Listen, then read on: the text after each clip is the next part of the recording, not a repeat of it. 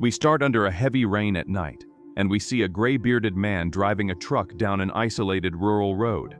Suddenly, a shadow crosses the path, and the vehicle violently collides. The man is fine and soon gets out. He walks to the headlights and finds a viscous organic substance stuck in the grille. As he tries to touch the strange material, he is attacked by an invisible force. The scene cuts to the next day in a sunny mountainous landscape. A man walks with two dogs down a deserted road toward an isolated wooden house in the forest. In the barn on the property, the cattle are agitated, and some chickens scratch near the vegetation. Inside the house, journalist Max wakes up in his messy room to the sound of an alarm clock. He gets up with difficulty, showing fatigue, and observes the cluttered environment filled with newspapers and an old typewriter. Max walks to the kitchen, where the scene reveals a rustic and disorganized home. He tries to use the wall phone but realizes the line is dead.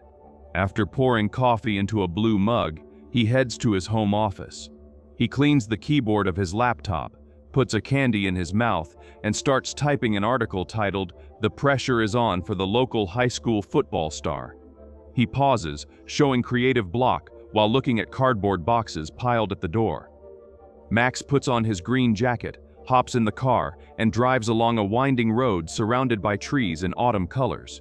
A few miles ahead, he spots police vehicle lights blocking the way. Upon stopping, he sees the sheriff and other officers isolating the area with yellow crime scene tape. Max gets out of the car, wearing sunglasses, and walks toward the blockade where the truck from the initial incident is parked, visibly damaged and surrounded by police. Max approaches Sheriff Charlie to get information about what happened on the road. The sheriff shows impatience and refuses to provide details, stating they are still organizing the facts. Max insists, mentioning his need for a story for the newspaper and citing his financial difficulties, such as having cut electricity and water. The sheriff, unyielding, orders Max to leave. Before leaving, Max notices the worried expression on the officer's face, suggesting that the case is more complex than a simple animal accident. After the conversation, he goes to town and in a phone booth calls a forensic friend, asking about the body found, and she promises to provide information as soon as she can. Then, he calls a journalist friend named Kate. He tells her they now have a good story to publish in the newspaper and succeed with the leadership. An hour later, they meet at Max's house, where Kate is already anxiously waiting for him. For him, she is his companion in adventures and cases that can yield good audience ratings. Max wants to have enough material ready to deliver to his boss by the beginning of the week to ease the reprimands for the lack of content on his part. So, they work as a team, as they always did. Kate is not very favorable about the partnership this time, as previous ones did not yield what they really hoped for. But needing to, she accepts what Max has to say. He tells her Sheriff Charlie was confused, uncertain about what really happened, and doubted it was an animal attack. This makes them anxious as the sheriff was experienced and had no doubts in his conclusions. However, Kate does not want to get involved in uncertain cases, believing they will waste time. Max, however, encourages his friend to follow him to investigate and maybe even discover more things to make the story even more impactful. Kate agrees and questions the plan, and soon Max invites her on an adventure in the forest. Minutes later, they are walking through the forest looking for clues and hopefully finding a body. Observing the path carefully, they find marks that appear to be paw prints, but they are irregular and do not resemble those of a bear, and they also notice a hole nearby. While Kate takes pictures, Max finds dark liquid stains and wonders if it is animal blood. Seeing that it is getting dark, they decide to return home. It is night when Max calls the forensic expert to seek information, but he does not get anything. Then Max asks her to communicate with a friend who studies animal attacks and pass the information by fax. Kate hands over the card with the photos and asks if Max really believes there is more to it than just an animal attack, and he replies that his instinct tells him that there are dark things. After the exhausting day, she decides to go home.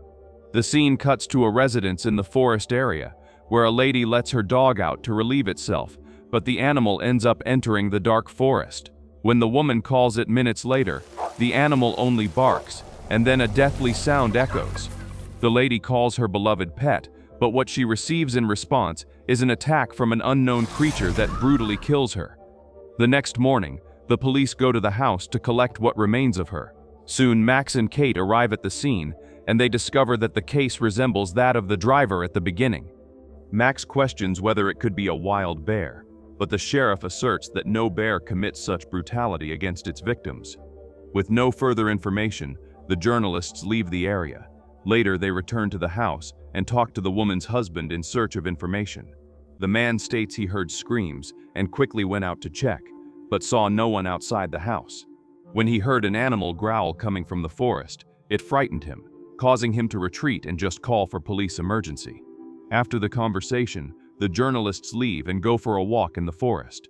It doesn't take long for them to find another hole, and inside it, the dog's collar. Hours later, already night, the creature that lives underground emerges again, leaving another hole in the ground. In the morning, Kate leaves work and goes to pick up the facts with the results from the animal attack researcher. She is surprised by the documents and hands them to Max, and they both discover it is an attack by a reptilian animal. They are stunned by the discovery, questioning what creature or reptile could cause such wounds and lacerations in the victims. Max also relays what he found. In previous years, more similar and brutal deaths were discovered, and by coincidence all in the large forest area, occurring during the months at the end of each year, and this has been happening since 1958. Max states that he noticed a pattern and that it probably has something to do with the migration of this creature. They drive away and continue the conversation, and Kate discovers that the creature claims some victims, and then such attacks cease for 10 years. The two head to the home of a man who might help them with the case, as he lost his animal, which was killed and had marks similar to those of the recent victims. Upon arriving, they only find Marie, his daughter, who states that her father passed away several years ago. They ask about the time they lost the dog, and Max wants to know what her father said about it. Marie recounts that her father only spoke of the animal and had memories of a strange growl. The two then realize that there is indeed something hidden in the forest that needs to be investigated cautiously. Later at night, a man puts his horse away in the barn and then leaves the area, not noticing that something is inside. Before he enters the house, he hears a noise and a cry of pain from his animal and decides to return to check. Armed with an axe, he steps into the darkness of the barn to see his horse, but when he turns on the light, he observes the brutal scene that happened to his animal. He is left stunned and paralyzed. Meanwhile, the journalists stop to drink a bit and relax after a day of work. At this moment, Kate informs her friend that she decided to move to Boston, where she got a job, and that she has chosen to help him one last time before leaving. She will leave the following week, making it impossible to help complete the story with Max. Then Kate says he needs help and mentions that Bill can assist. Max is not in favor of this and asks her to stay with him, as this will be the basis for their success. Kate is uncertain about her decisions, but aspires to her future in another city, and then says goodbye to Max. The next day, Kate finds Max studying reptiles, but he tells her that none of the known creatures are qualified to attack a human. Minutes later, at the store, Max meets a familiar lady who asks him to request a friend to go to her house to set a trap, as there is some animal passing through the hole in the fence and rummaging through her trash. This gives him an idea, reminding him of the holes in the forest. Before leaving, he encounters his boss, Bill, who questions him about the story Kate told, and Max asserts that it could be something big that could yield the story of the decade. With uncertainty, Bill calls him to talk outside, stating that enough is enough.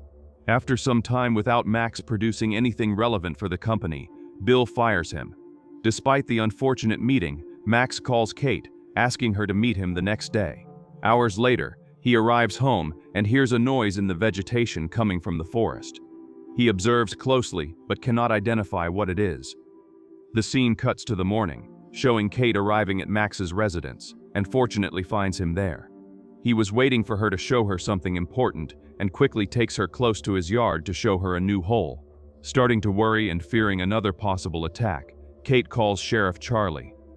Max disapproves and throws a bottle into the hole. While they wait for the sheriff, Kate recounts what she discovered after researching further. From 75 years ago until now, similar attacks occurred during the rainy season, and she believes that this could be the time when the animal creature goes out to attack its victims. Such conclusions leave Max surprised, and he tells her that after speaking with a reptile specialist, he discovered that an extinct creature from the Holocene era once hunted during the rainy season. This raises a doubt, since that animal cannot still be alive. However, Max asked his friend about the possibility of an evolution of the reptilian animal, and the specialist asserts that this could be likely, but its size would be limited to that of a small bear. Kate then gets excited because this could already make for a good story, but Max wants proof of all this. Kate soon proposes that Charlie and the police team take responsibility for getting some evidence, as long as they can convince the sheriff about the case. However, this proves to be a barrier, as hours later when they meet with Charlie, he dismisses the story and does not believe them. Max insists, but the sheriff confronts him, saying that all that talk is foolishness and believes it is just a bear causing deaths because the population is encroaching more on the forest area. However, he is only under pressure from the mayor about expenses, so he does not put more time and investment into the investigation. The sheriff begins to get annoyed with Max because the man only wants a story and can believe anything. Kate reinforces the possible veracity of the story and shows the autopsy reports. Charlie checks the information and in the end tells the curious journalists that based on the data, he believes a bear could not have committed such brutality. However, since there is no certainty, he decides it was a bear attack and that concerns should be directed back to the town. Max tries to persuade the sheriff to help them, but he says that even if he wanted to, he can't because he is under higher orders. The two end up arguing, and the sheriff punches Max for his insistence and then walks away. Kate, seeing Max's desperation to fulfill his ambitions, says she knows a forest ranger in Portland and can get help from him. Max thanks Kate for her partnership up to that turbulent moment and for not giving up on him and his projects. They have been longtime friends and understand each other, but they do not cross the line of friendship and work. She then encourages him to stay strong, and after wishing him a good night, she leaves her friend alone and goes home. Hours later, it is late at night and raining heavily, and Max is asleep. Kate returns accompanied by her ranger acquaintance. Hearing the noise, Max wakes up and notices only the car lights on. He goes to the front door expecting to find his friend, but what he witnesses is something terrifying. Kate, who was once well, is now gravely injured with severe bites on her neck. The time to help her is insufficient, as the creature quickly drags her away. Max is stunned by the scene he saw, and falling to the ground, he watches the reptilian creature approach the entrance before him. Terrified, he runs to the living room and sees the shadow of the beast outside the house, sniffing for a possible prey. Fortunately, what appears to be a monster moves away from the house, leaving Max in a catatonic state. He sits reflectively on the porch, pondering the loss of his friend and how such brutality could have happened to her, a kind and beloved person. Meanwhile, the police who arrived a few minutes after the attack carry out forensic work. A day later, Max sits in his home office, furious with the lack of support and the situation. He begins to plan something, knowing that the meteorology forecasts rain for that night and that a possible attack could occur. So he leaves a voicemail for the sheriff, even though the lawman does not believe him. He indicates a position on the map for Charlie, informing that he will leave at dusk if he wants to help him. Hours later, Max waits on his porch with his shotgun when a vehicle approaches. To his surprise, Charlie arrives with two men who will join Max on a hunt, and who will join Max in order to find the creature that is causing so much destruction and evil in the region. Since this is an unofficial operation, they have only 6 hours to accomplish something and must stay close together and keep an eye on each other for safety. The group then sets out to enter the forest, and soon a light rain begins to fall. As time passes, a few minutes later, they check the maps to determine the direction of their search. One of the colleagues states that a certain area is just a patch of earth without rocks in the soil, which may facilitate the excavations of the underground creature. The quartet then heads to the location, and a little further ahead, they observe bloodstains scattered on the ground and on the trees. Believing they are on the right path, they are ready to continue, but suddenly one of them is brutally attacked and quickly killed. The others cannot prevent the attack and only pull away, not seeing the monstrous creature. As they run, Max ends up falling into one of the holes and is left behind by his hunting companions, who flee in panic. When Max awakens, he realizes he is inside the underground tunnels created by the creature. He tries to climb out through the narrow opening, but struggles with the uneven and slippery terrain. The only choice is to keep moving forward through the tunnels with his backpack, a flashlight, and his weapon. Meanwhile, the other two shoot into the darkness, believing they are being followed by the deadly creature. Both pause and reflect on returning to help their friend. Sonny, having hunting knowledge, injures his hand to have fresh blood to attract the creature and draw this evil away from the den where Max fell. The two move toward the area where they lost their friend and spread the blood on the trees to attract the beast with the smell. Unfortunately, this happens much faster than they expected, and Sonny is attacked and gravely injured. Fortunately, Charlie shoots and scares the creature away. He tries to help his friend and wants to leave the forest, but Sonny insists that he continues and saves Max. The sheriff hands the rifle to Sonny and leaves him there alone, which is not very wise. Back at the den, Max finds bones from a human victim, which frightens him. But what scares him even more is that the monstrosity is planning its future, and in a corner has several eggs of the reptilian creature. To his surprise, he arrives at an unusual moment, and some eggs are about to hatch. Suddenly, the creature quickly passes behind him and injures his legs, incapacitating him from running. Max realizes he is the next target of the monstrosity, but the pain is intense and he knows he is in great danger. At that moment, the creature attacks him, biting his leg, revealing its evolved, horrific, and deformed reptilian form. Max's situation worsens, and the beast attempts to finish him off by biting his neck, but he uses his strength to push the creature away. He tries to grab his weapon, but is injured again, this time in the arm. The fight is intense, and Max knows he needs to find a way to escape, or it will be the end for him.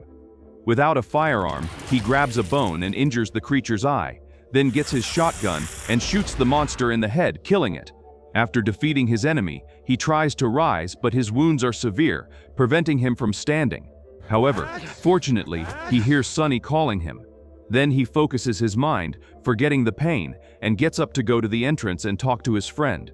Sonny claims he heard screams after separating from Charlie and believes that his friend is dead. They are without ropes, making it difficult for Max to escape from inside, but he has a rather disgusting idea that could be useful. He cuts off the creature's legs and uses them as support to climb up.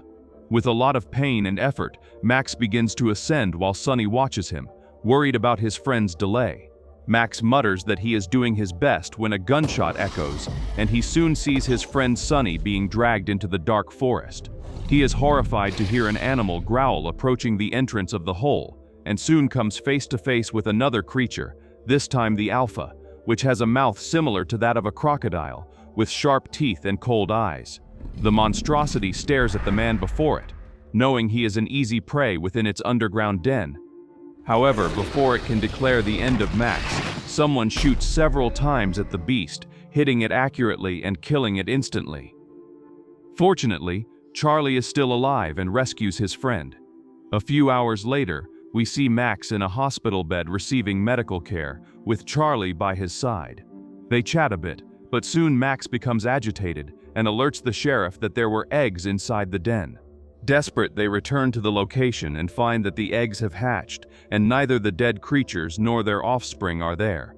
Those young devoured their parents as food and can now be anywhere in the vast forest area, waiting for the next moment to emerge from the earth and begin a new carnage.